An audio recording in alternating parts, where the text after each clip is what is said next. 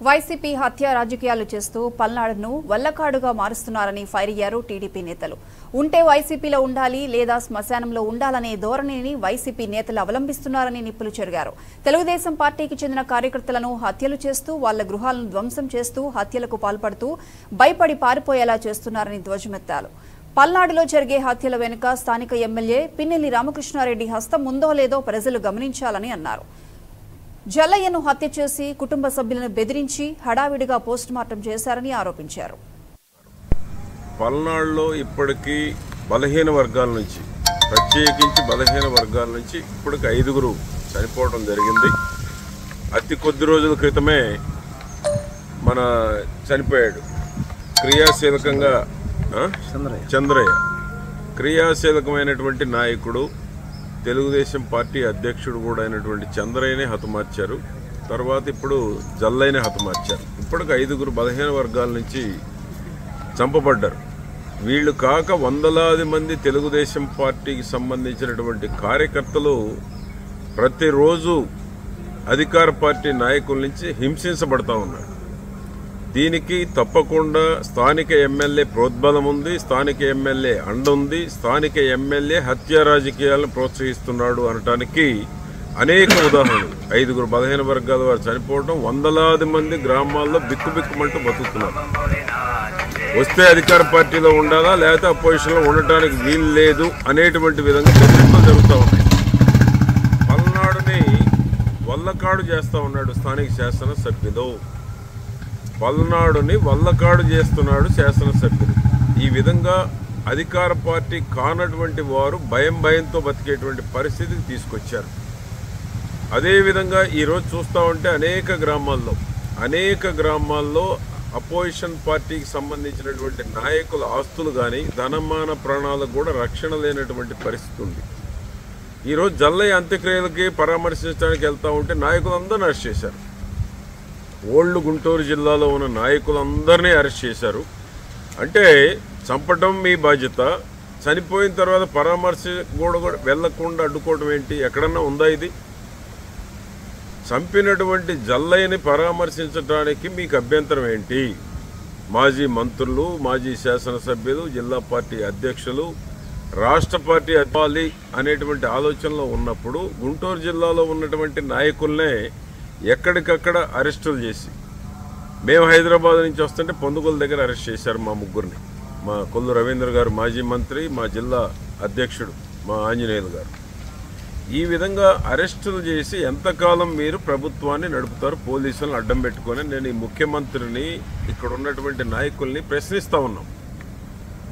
పోలీసులను అడ్డం పెట్టుకొని ఎంతకాలం మీరు పరిపాలన చేయగలుగుతారు? మమ్మల్ని పరామర్శకు పోకుండా ఆపారు. అక్కడేమో పోస్ట్ మార్టం ఏమో బలవంతంగా చేయించారు. కుటుంబ సభ్యుల అనుమతి కూడా లేకుండా పోస్ట్ మార్టం చేయించారు. ఈరోజు వాళ్ళేమో నాయకులు రాంది మేము అంత్యక్రియ చేయమని ఆ జల్లయ్య కుటుంబ సభ్యులు నర్సరావుపేటలో ఉన్నారు. అంత్యక్రియలకి హాజరు కానివ్వరు, పరామర్శకు పోనివ్వరు, మనుషులనేమో హత్య చేస్తారు తెలుగుదేశం పార్టీకి సంబంధించినటువంటి వారిని. ఏమిటి ఈ దుర్మార్గం, ఈ దురాలోచన? ముఖ్యమంత్రి గారు సమాధానం చెప్పాలి ఈ రాష్ట్రంలో ఉన్నటువంటి ప్రజలకి. మీ పార్టీలో లేనటువంటి వారిని చంపడమే మీ లక్ష్యమా? మీ పార్టీ కానటువంటి వాళ్ళు ఈ రాష్ట్రంలో ఉండటం ఇష్టం లేదా మీకు? తప్పకుండా న్యాయస్థానాన్ని ఆశ్రయిస్తాం. హ్యూమన్ రైట్ కమిషన్ ఆశ్రయించడం జరుగుతుంది. న్యాయస్థానం ద్వారా తప్పకుండా మేమందరం వెళ్లేంత వరకు కూడా అంత్యక్రియలు జరగవు. మీరు పోలీసులతో అంత్యక్రియలు చేయాలి అంటే హిందూ సాంప్రదాయ ప్రకారం దుర్మార్గం అవుతుంది. కాబట్టి నాయకులందరినీ వెళ్ళనివ్వండి, కుటుంబ సభ్యుల్ని పరామర్శిస్తాం, ఓదారుస్తాం, ధైర్యం చెబుతాం. మా నాయకుడు చంద్రబాబు నాయుడు గారు 25 లక్షల కుటుంబానికి పార్టీ పరంగా సహాయం చేయమని ప్రకటించమని కూడా చెప్పారు. కాబట్టి ఆ కుటుంబాన్ని, జల్లయ్య కుటుంబాన్ని ఓదార్చాలి, చనిపోయిన బాధలో ఉన్నటువంటి వారిని పరామర్శించాలి.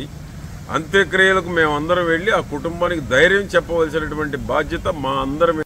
బీసీ నాయకుడు జల్లయ్యని అతి కిరాతకంగా చంపారు. ఇది ముమ్మాటికి ప్రభుత్వ హత్య. ముఖ్యమంత్రి ప్రోత్సాహంతో స్థానిక ఎమ్మెల్యే మాచర్ల ఎమ్మెల్యే పిన్నెల్లి రామకృష్ణారెడ్డి ప్రోత్సాహంతో ఈ హత్యలు జరుగుతున్నాయి. మొన్న చంద్రయ్య, ఈరోజు జల్లయ్య హత్య. ఇప్పటికి 5 బీసీ నాయకుల్ని పొట్టన పెట్టుకున్నారు, అతి కిరాతకంగా చంపారు. ఇది ప్రభుత్వం కాదా? ఎందుకు చర్య తీసుకోలేదు? గతంలో హత్యలు చేసిన వాళ్ళ మీద సరైన చర్య తీసుకొని ఉంటే పోలీసులు ఈ ఘాతుకాలు జరిగాయనా? పోలీసుల వైఫల్యం. హత్యలు చేసిన వాళ్ళు రోడ్ల మీద తిరుగుతూ ఉన్నారు ఈ ప్రభుత్వంలో. మేము మా కార్యకర్త చనిపోతే చూడటానికి వెళ్తుంటే నాయకుల్ని మమ్మల్ని అందరినీ అరెస్ట్ చేస్తారా పోలీసులు? హత్యలు చేసేవాళ్ళు రోడ్ల మీద, పరామర్శించడానికి వెళ్ళే వాళ్ళ మీదేమో పోలీస్ స్టేషన్లో. ఎంత దుర్మార్గం! ఇదే రాజ్యాంగం. ఈరోజు రాష్ట్రంలో అంబేద్కర్ రాజ్యాంగాన్ని పక్కన పెట్టి ఈ ముఖ్యమంత్రి జగన్ రెడ్డి రాజారెడ్డి రాజ్యాంగాన్ని అమలు చేస్తూ ఉన్నాడు. పోలీసులు ఎంత దుర్మార్గంగా వ్యవహరిస్తున్నారు. కుటుంబ సభ్యులను కూడా వదిలేసి శవాన్ని తీసుకొని రావులాపురం తీసుకెళ్తారా? ఎందుకు తీసుకెళ్తారు? పోలీసులకి ఏం పని? ఈరోజు పోలీసులు అతి కిరాతకంగా వ్యవహరిస్తూ ఉన్నారు. కనీసం కుటుంబ సభ్యులు కూడా పక్కకు నెట్టేసి అందరినీ తెలుగుదేశం నాయకులను ఎక్కడోళ్ళు అక్కడ అరెస్ట్ చేసి అంత్యక్రియలు జరిపిస్తారు. మీరు అంత్యక్రియలు జరిపిస్తారా? జరపండి, చూస్తాం. ఎవరిచ్చారు మీకు ఈ హక్కు? అంత్యక్రియలు జరిపే హక్కు అంటే మమ్మల్ని చూసే హక్కు కూడా లేదా?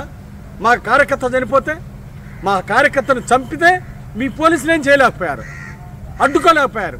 5గురిని పొట్టన పెట్టుకుంది వైసీపీ ప్రభుత్వం ఒక్క పల్నాడులో.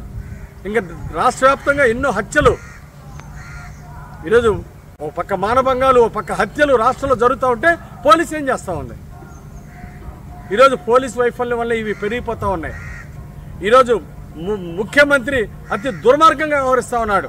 ఫ్రాక్షన్ రాజకీయాలు ప్రోత్సహిస్తూ హత్య రాజకీయాలు ప్రోత్సహిస్తున్నాడు ముఖ్యమంత్రి జగన్ రెడ్డి. రాష్ట్రం రావణ కాష్టంగా తయారవుతూ ఉంది. మేము అంత్యక్రియలకు వెళ్ళే హక్కు మాకుంది. మమ్మల్ని పోలీసులు ఎందుకు అరెస్ట్ చేశారో సమాధానం చెప్పాలి. పోలీసులు ప్రభుత్వానికి తొత్తుల్లో వ్యవహరించారు.